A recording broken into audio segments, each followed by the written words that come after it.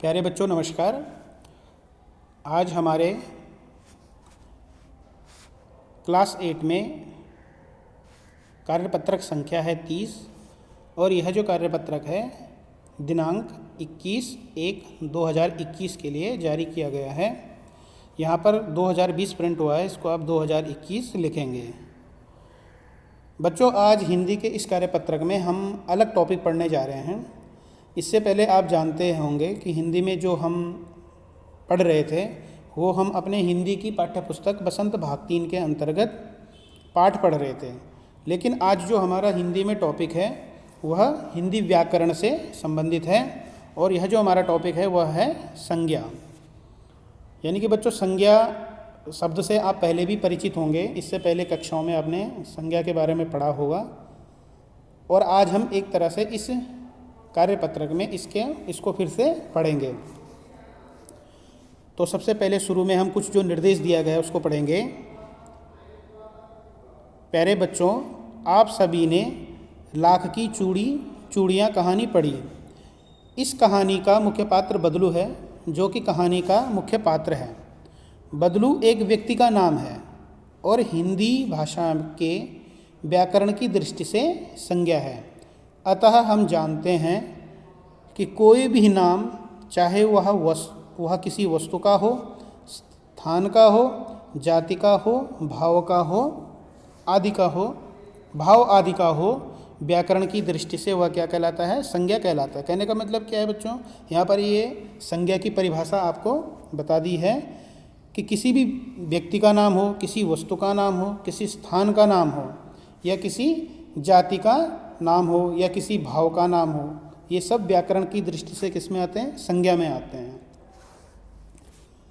अब आपको संज्ञा के 3 भेद बता रहे हैं। नीचे कहा कि संज्ञा को 3 भेदों में बांटा जाता है। यानी कि संज्ञा के 3 भेद हैं। कौन कौन से हैं? मुख्य रूप से कहा पहला है व्यक्तिवाचक संज्ञा, दूसरा जातिवाचक संज्ञा और तीसरा भाववाचक संज्ञा। अब यहाँ पर आपको व्यक्तिवाचक संज्ञा के कुछ उदाहरण दिए गए हैं। व्यक्तिवाचक संज्ञा जैसे सुमित, महात्मा गांधी, दिल्ली, भारत इत्यादि। यानी कि यहाँ पे कह रहे हैं व्यक्तिवाचक का मतलब जैसे किसी व्यक्ति का नाम, तो सुमित क्या है? किसी एक व्यक्ति का नाम है। महात्मा गांधी क्या है? किसी एक व्यक्ति का नाम है। उसी तरह से दिल्ली भी क्या है? किसी एक जगह का नाम है। तो यह भी किसी में आएगा? व्यक्तिवाचक संज्ञा के अंतर्गत ही आएगा। यानी कि किसी स्थान का नाम भी जो है वो व्यक्तिवाचक संज्ञा में ही आता है। इसके अलावा दूसरी जो संज्ञा है वो है जातिवाचक संज्ञा। इसके भी यहाँ पर कुछ उदाहरण दिए गए हैं। कहा जैसे स्त्री, बालक, गाय, नदी इत्यादि। ठीक है, ये इसके उदाहरण हैं। स्त्री हो गया, बालक हो गया, नदी हो गया, गाय हो गया। अब आगे थोड़ा सा इसको एक्सप्लेन कर रहे हैं कि आखिर जातिवाचक संज्ञा क्या होती है। कहा चरित्र, स्वभाव, वजन, आकार आदि द्वारा जानी जाने वाली संज्ञा। यानी कि जब हम एक ही चरित्र के, एक ही स्वभाव के, या एक ही वजन के, या एक ही आकार के, या कह सकते हैं कि एक ही स्वरूप के द्वारा किसी संज्ञा के बारे में जानते हैं तो वह जातिवाचक संज्ञा कहलाती है। अब आखिर में आपको तीसरी संज्ञा दी गई है भाववाचक संज्ञा। भाववाचक संज्ञा जैसे कहा सुंदरता, नाजुक, प्रसन्नता इत्यादि। ठीक है, ये इसके उदाहरण हैं। अब इसके बारे में कह रहे हैं। कहा भाववाचक संज्ञा क्या होती है? जिसमें कोई व्यक्ति नहीं है और ना आकार या ना वजन। यानी कि भाववाचक संज्ञा क्या हो गई? जिसमें ना तो कोई व्यक्ति होता है, ना ही किसी तरह का कोई आकार होता है, कोई स्वरूप होता है, और ना ही किसी तरह का कोई वजन होता है, परंतु उसका अनुभव होता है। यानी कि उसको हम फील कर सकते हैं, उसको महसूस कर सकते हैं। तो भाववाचक संज्ञा क्या होगी? जिसको हम महसूस करते हैं।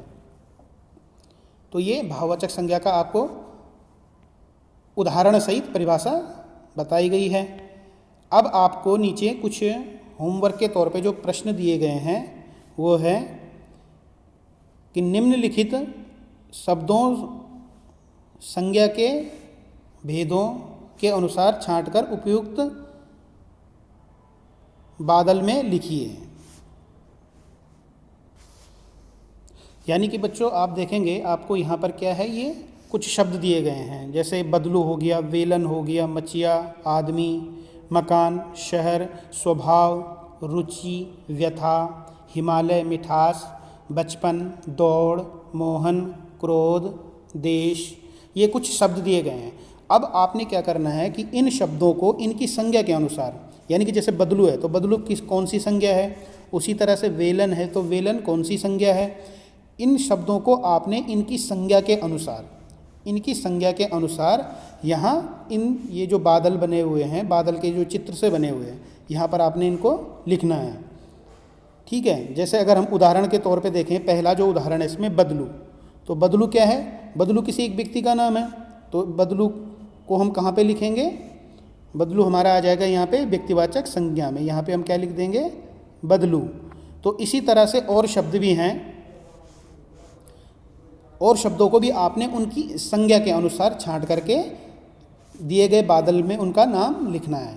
ठीक है, इसके अलावा जो इसमें सेकंड क्वेश्चन है, दूसरा है भारत एक विशाल देश है, संज्ञा छांटे। ये एक वाक्य दिया गया है आपको, इस वाक्य में आपने संज्ञा शब्द कौन सा है उसको छांट करके यहाँ पे लिखना है। तीसरा प्रश्न है इनमें से भाववाचक संज्ञा चुनिए, यानी कि आपको नीचे 4 विकल्प दिए गए हैं, A, B, C, D। पहला है घृणा, दूसरा है B लोहा, C गंगा और D है बनारस। तो इन चारों में से आपने भाववाचक संज्ञा को ढूंढना है, यानी कि कौन सा शब्द इनमें ऐसा है जो भाववाचक संज्ञा में है। ठीक है, तो बच्चों इन 4 प्रश्नों के साथ, इन 3 प्रश्नों के साथ आज आपको हिंदी व्याकरण का होमवर्क पूछा गया है। सभी बच्चे अपना होमवर्क करना शुरू करें, और यदि होमवर्क को लेकर के कहीं पर भी आपको कोई समस्या हो तो आप अपने हिंदी विषय के अध्यापक से पूछ सकते हैं। Thank you.